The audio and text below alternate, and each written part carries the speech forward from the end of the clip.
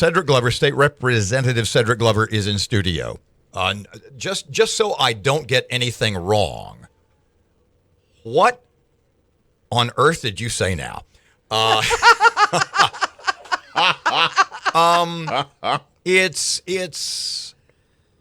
Is it your thought that the gaming industry in Shreveport, Bossier is, if not against the ropes, is at least taking a lot of body blows and isn't far from tapping out? Well, it's challenged without question, and it has been for a while. And unfortunately, I think some of the flaws that are in the legislation that date back to 1991 when it was originally passed are just simply now starting to catch up with us. Like what?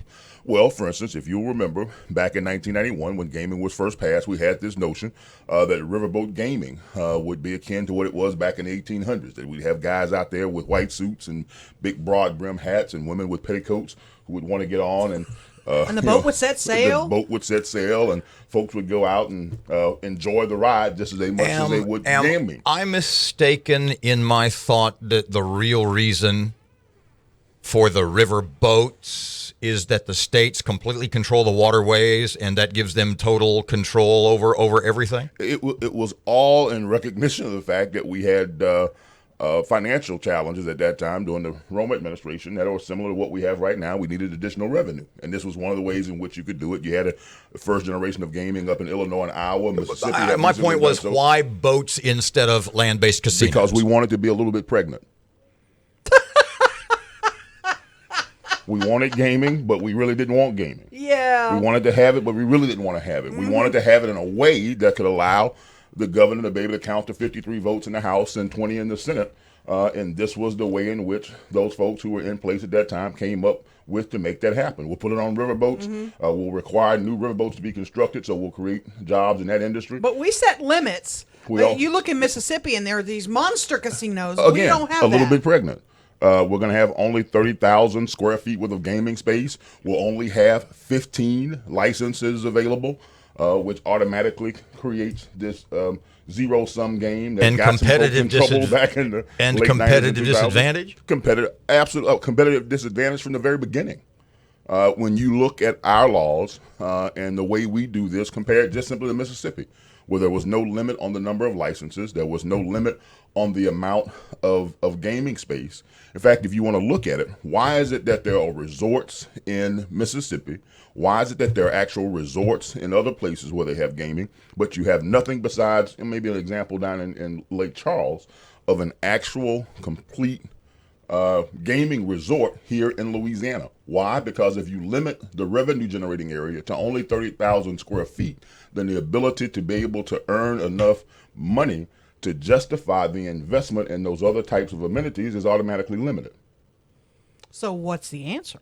Well, the answer is what Senator Johns and myself and others came up with this past regular session, and that is for us now, some 20 plus years into this, to stop and let's take a good, sobering look at where we are. Recognize that there are challenges and figure out if there's a path forward that allows us to be able to hold on to what we have, if not recapture some of it, and put this particular industry back on sound, solid footing. Because I have a lot of friends who go up to WinStar, Oklahoma. It's a massive resort. They bring in A-list celebrities. There's every amenity you can imagine at this casino. And what you can do with 600,000 square feet worth of gaming space. Could you really envision that big of a casino in Shreveport? Is there any kind of either political or economic will? Or let me, two-part question. Is there the political will or to get that job done? And B, if you said to Harrah's or to Caesars or to whoever else, if you said, give you as much room as you want, do you think they'd really spend, given the fact that right now, Mississippi casinos, look, I always felt the reason that Texas never really legalized gaming was because the people that had casinos everywhere else probably weren't going to build new ones in Texas. Well, sure they would. Without question they would. You have to understand there's two different interests at work here. You have the interests of the casinos, and you have the interests of the communities where the casinos are located. The casinos are looking to make money. The communities where they're situated are looking to grow and develop their communities and provide jobs. If the changes that you have in mind, if everybody got behind that and said, hell yeah, great idea, another good one from Mr. Glover, we're going to do that. Do you think the companies, Harrah's, Caesars, blah, blah, blah, do you think that suddenly you would see a plethora of expansion? Now understand, there are no ideas at this point. This is a task force that's going to meet for every month for the next 2 years to hear from folks all across this state. Can we bleed for 2 more years? Sure we can. We have no choice but to do so, because if you're going to make any changes, it's got to be based on good, sound research, data that you're able to present to lawmakers and to the public in general that says, here's where we are, here's where we're going to be if we remain on this current path, and if we want to see something better or different, here are some of the changes that we need to be open to. Understand the reason as to why gaming works in Louisiana, primarily in Shreveport and Lake Charles. It works because we were the closest to Texas. If you have a gaming development in your community and the primary source of gamers are people who live within your community, then it's not a net gain for your city or for your area. It works here because we have the opportunity to be able to attract over our great friends from Arkansas, Oklahoma, and Texas to come and be a part of this market.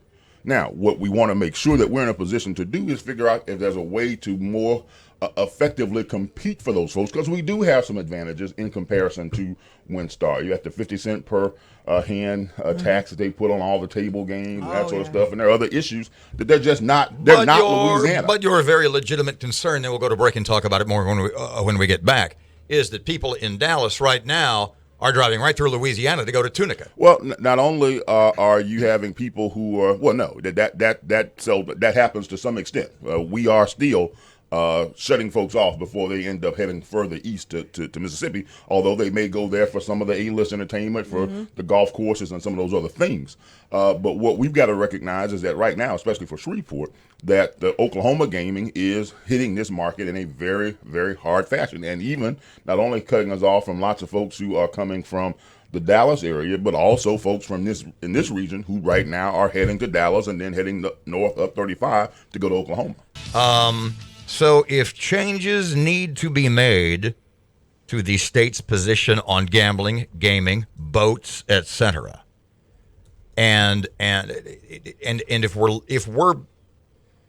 if we're bleeding chips to use a gambling term, and the commission, the study group, is a couple of years, does that mean we're going to keep bleeding chips, losing people to Oklahoma and Mississippi for 3, 4, 5 more years? I think the same way we ended up going from being the number one gaming market in the state of Louisiana, one of the most competitive in the country, to now just realizing that we've now slipped here within Louisiana behind Lake Charles. Wait.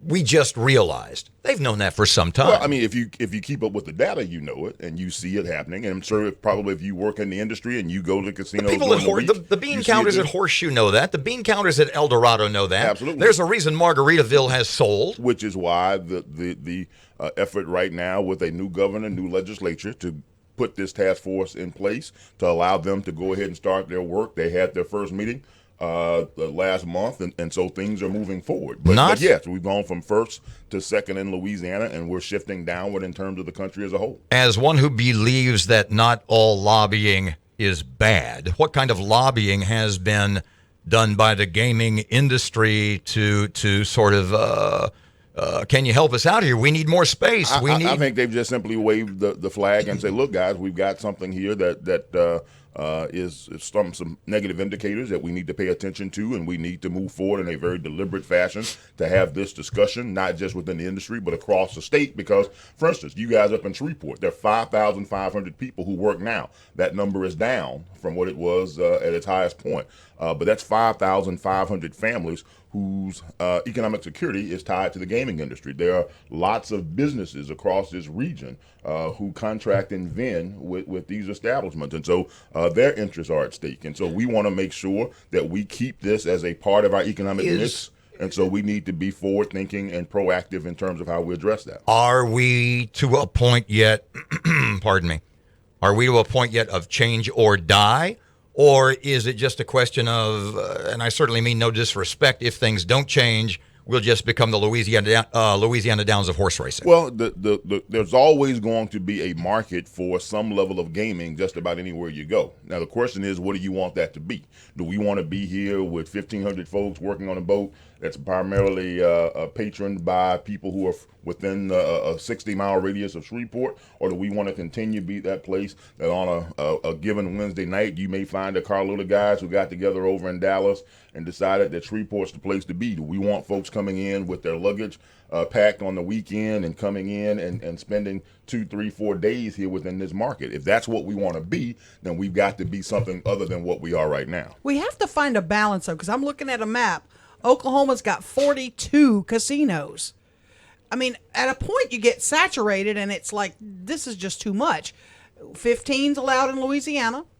They've got 42 and apparently unlimited. They can go as many as they want. So what do we have? What's the happy medium? What do we have to do? Well, I think that's part of the point of the study right now is to figure out exactly, and I think it needs to come from the perspective of looking at what it is that we were well intentioned in doing at the beginning, but that simply did not make any sense. I think looking at the Mississippi model is something that is more akin to what makes sense to us in this particular area, and that is they simply did not put a limit on the amount of space. They allowed that to be determined based upon the interest and the financing of the folks who wanted to develop, and then they allowed the competition of a free market to determine who made it and who didn't. Now, obviously, you've got 15 folks right now who have an interest and wanted to keep the market limited, and so that's something that has to be recognized.